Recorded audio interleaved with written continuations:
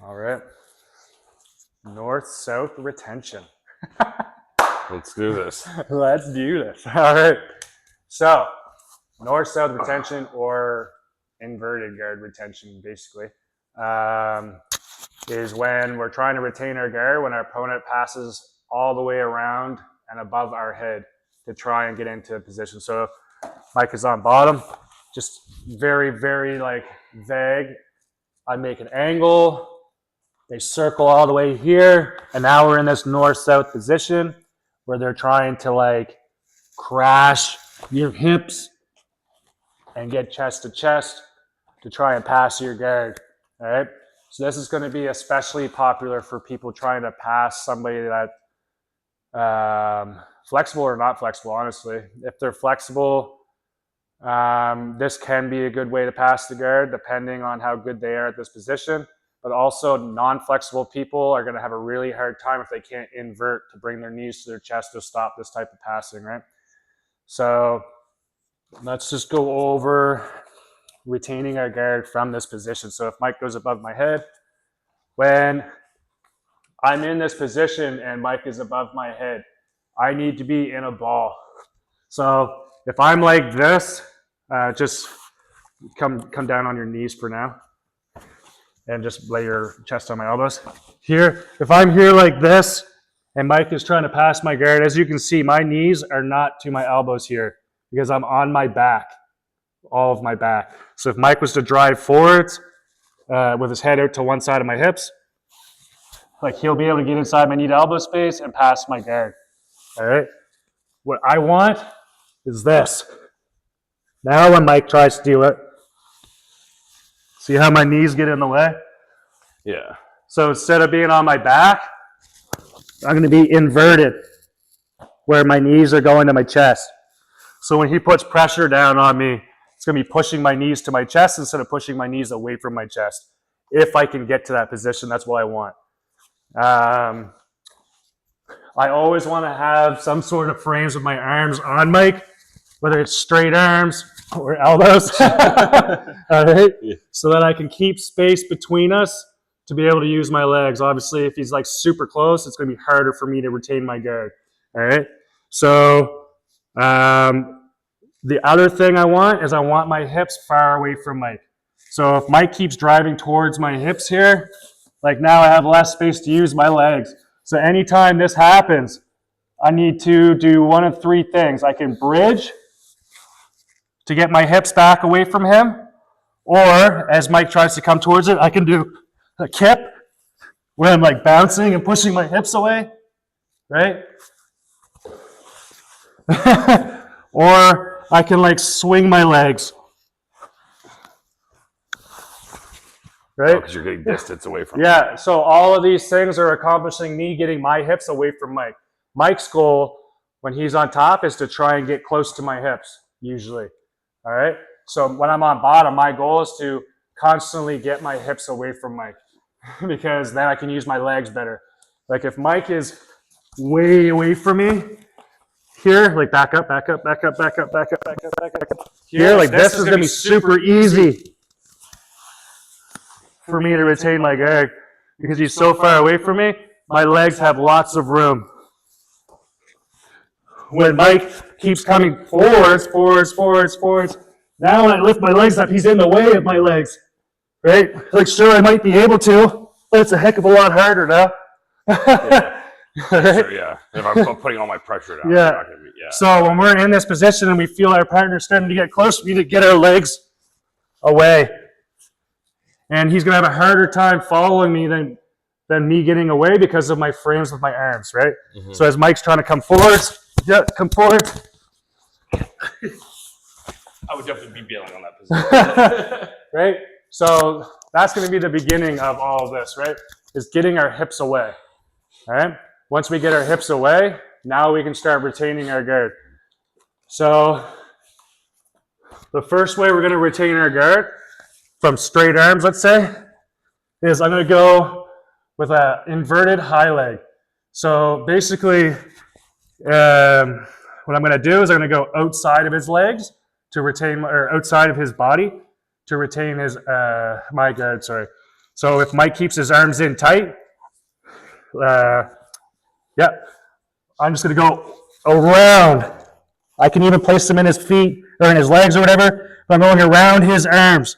Now that I have my legs on him, I just push myself away and retain his guard. So that would be me retaining my guard with my legs on the outside of his arms. All right? So this would be a good time to do that would be when he thinks you're going to go inside, he might keep his arms in tight. Go around his arms with your legs. So one last time, he keeps everything in tight. I go around and retain my guard. If he's blocking on the outside and like he knows that I'm going to go on the outside, yeah, he might do this. Now I'll go inside to retain my guard, right? So these are like, I just call them inverted high legs, but just because we're using like an outstretched leg, kind of like when we were to high leg from when they're facing us, well, we're doing it from upside down, all right? We can use knee shields as well. So Mike is a little bit closer. I have elbow frames this time. He's too far over me, right here. So now I can go inside with my knee, or maybe I see that there's no pathway on the inside because he's like keeping his hands in. I can go outside his arms with my knee, right? Same idea, just the distance is different, right? Let's talk about the arms now. So one thing that might happen is when I'm here, he might pummel his arms to the inside of my arm, just like one at a time. Here, and he might crumple it down to an elbow, right? And then maybe he starts trying to get past my elbow here. Do it on the other side, towards the camera. Yeah, here. So when this happens and he beats an arm, I'm going to bridge to the side, and now I can slip my elbow back in, right? So again, Mike covers my elbow here. So now I don't have a frame. I only have this left elbow frame. I'm going to bridge here, or even swing as well works. And now my elbow's back on the inside. And I can retain my guard again. So I need to keep those frames. So if I get down to one, I need to get my arm back. All right, so we're here. Oops, sorry. You're good. He covers my elbow. So just like swing your arm over my elbow. Yeah, boom, there. I swing my legs to the side to get to my side, and I can push him, which makes him open up a little bit. Drop my elbow. And then now again, he might try and crash my hips. And I can catch him. All right? Same thing with knees. If I get a knee in, and then he manages to remove it. No, this one. Just like, Do you want to go this way? take that hand that's right here, put it on the front of my knee, and just pull it out. Boom.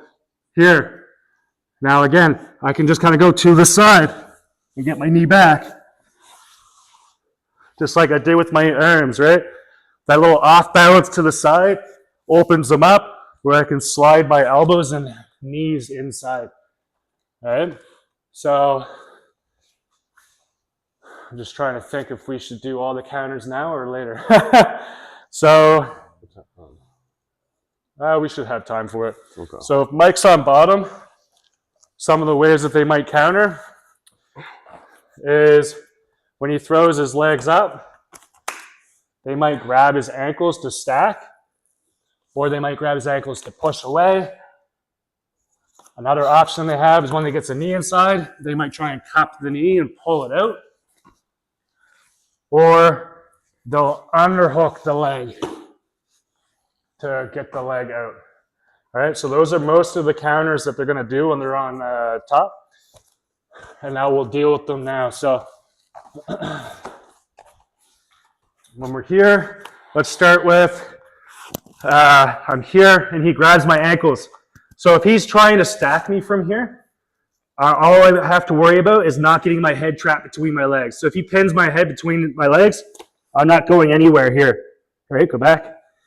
But before he pins my head, I'm just going to rotate with it. So I'm rotating with his pressure and spinning back to face before my head gets strapped. So we're here, back up a little bit just so you have space here. So he tries to pin my legs. And now we're face our partner again, right? If he tries to push my feet away, so he's going to grab the tops of my feet this time. Nope, that's the bottom. Oh, This side. Yeah, and he tries to push my legs away, like that way. Yeah, and then that separates my knee and elbow, and then he'd start crashing in. Mm-hmm. Just back up. If he's doing this, so here, and he's trying to push my knees out, I'll push here and kick my leg away here, right? I can also grab it here and kick. And then now from here, I'll just rotate to either side and face after I remove his grip, right? So let's just do it kind of live. So you go past to my north-south and grab my ankles. I mean, that time you didn't even get to push it away. No, you were correct. Sorry. So we're here. Yeah. Right? So as he's trying to push it away, I'm rotating and trying to strip his grip if I can. If not, I'm just going to use his grips against him. I kind of use it like a counter pressure. So just show that counter pressure again. So when he grabs it, when I turn my knee out and I start doing this, when he pushes into my leg, just flip. See what it does? Yeah. When I push back into your arm, it spins my head out. Yeah. Oh, that's cool. Look at this. Now just come down to your knees just to make it simple. I'm going to bring a knee inside, and then now you're going to cup that knee with the same side arm. You're going to pull it out. Yeah, and then you're going to bury yourself inside that space. Right? So that's the next counter, right? So when I'm here and I feel like him pulling it out, I'm going to try and get my other knee in. Right? So you're pummeling knees now. Yeah, so I'm like pummeling knees. Yeah. So as I feel like one's getting taken out, I'll put the other one in. The other thing I can do is if I feel like I can't pummel the other knee in as you pull it out, is I go to the outside of the leg retention.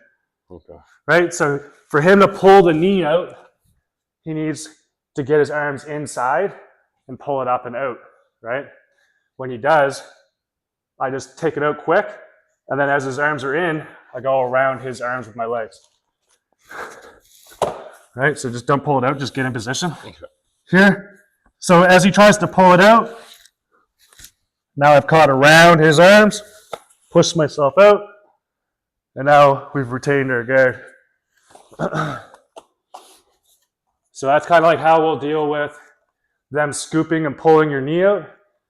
The next thing will be very similar, is they're underhooking or like pummeling their arm inside your knee. So we're here, and nope, you're going to underhook my leg. This side. Yeah, nope. Here, let me do it to you. So just lay on your back. Yeah, so I'm going to do this. Okay. Okay, hold on. All right, You see what I did? I just pummeled my arm to the inside of your leg and then all the way to your hip like an underhook on your leg. Okay. So we're here. So you're going to do it on this leg, underhook. So yeah, here, and then drop your shoulder inside. Yeah, and then now you're inside that, right? So from here, I can go around his grip again and retain my guard, or as he scoops that leg, yep, this way. So, but it's important to keep the space so that when I get here and he underhooks, he doesn't get all the way in where he's like this close and now I'm trying to retain my guard. So my arms are keeping him away while he has that underhook. Right. And I'll spin like away from the underhook, right?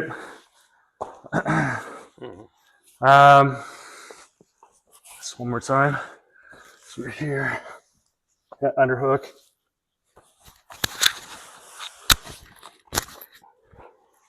Oops, sorry. No, you're good. Oh, I lost that. No, we're good. And then the last thing that the person on top will do, that we'll deal with today, is they'll grab your head. So when Mike is on bottom here, the person on top knows that you're going to try and get a knee in and then spin away. So when I grab Mike's head and he tries to spin away, he can't. He's stuck. Right? Yeah. So we're going to deal with that next now. So when we're here, I invert like here, and now he grabs my head. Like here? Yeah. So I'm going to use my knee to push him away, slip my head out, and both of us? Oh. I got a foot cramp too. So we're going to use our knee to take weight off his arm. And our arm that's in his armpit is also going to push. And we're just going to go like basically duck and slip our head out free from his collar tie on our head. So we're here. So he has the collar tie. I'm going to use this. I can even let go for a second and spin back together. I keep getting a foot cramp on my arms. Really? Right here. All right. So we're clearing by like making space, taking weight off of that arm, and then dipping our head down, getting our head out, and then now we can spin back to face. I think we pretty well covered everything. From north south. Well, there's actually two more things actually. So if you go on bottom, it's from the stack. If the person on top stacks you, they might stack to here or to here. We're going to deal with that. Not in the north-south stuff. We're going to deal with it when we go to the stack pass defense. All right. So I know it's there, but it's not here because I'm going to do it with the stack pass defense. because there's probably less in the stack pass defense section than there is in the round the legs. So I'm just going to put it in there. And it is a stack. Yeah, that's true. It is. That's... So I hope I didn't forget anything from the north-south retention. If I did, I'll just try and edit and put it in, I guess. There's a lot to remember because it's basically open guard upside down. Yeah, that's true. There's a lot. It's a lot of these. All right. So, yeah, hopefully you guys like this one. This is all on north-south retention. I don't know if I've ever taught anybody all of my north-south retention stuff before. So as someone this is the first time. As someone you teach probably the most in the last year, I think I haven't learned it yet. All of it.